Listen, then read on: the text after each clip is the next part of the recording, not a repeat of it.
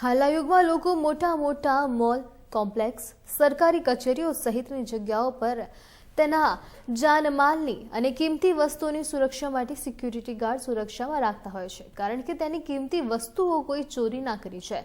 પણ આ security guard જો ચોરી કરવા માંડે તો શું?